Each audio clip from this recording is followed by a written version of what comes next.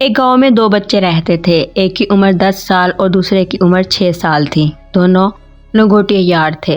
एक दिन खेलते खेलते गांव से थोड़ा बाहर आ गए।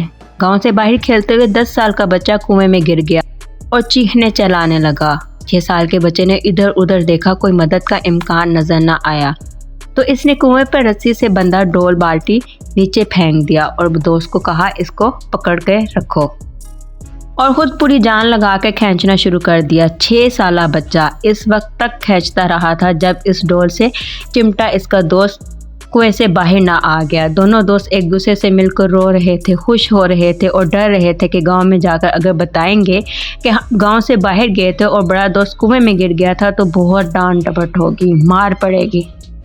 लेकिन सब कुछ इसके बरखिलाफ हुआ। गांव में किसी ने इनकी बात का यकीन ही नहीं किया और सब यही कहते रहे कि 6 साल के बच्चे में इतना जोर कहाँ, वो 10 साल के बच्चे को कुएं से बाहर खींच ले। पूरे गांव में एक ही दाना शख्स रहीम चाचा था जिसने बच्चे की बात का यकीन किया।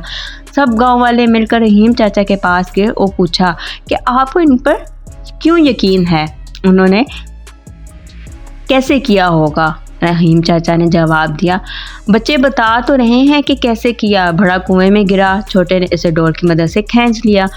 गांव वाले खामोशी से रहीम चाचा का चेहरा तकते रह गए। रहीम चाचा दोबारा गोया हुआ, सवाल ये नहीं है कि वो छोटा सा बच्चा ये कैसे कर पाया, सवाल ये है कि वो ये क्यों कर पाया, इसके अंदर इतनी ताकत कहाँ से आई। इसका सिर्फ एक ही जवाब है, सिर्फ एक जवाब, कि जिस वक्त इस बच्चे ने ये किया, इस टाइम पर इस जगह पर दूर दूर तक कोई नहीं था इस बच्चे को ये बताने वाला कि तुम ये नहीं कर सकते। आज हम लोग कामयाबी हासिल नहीं कर सकते तो इसकी बस यही एक वजह है कि अगर कर लें तो कोई तारीफ करने वाला नहीं।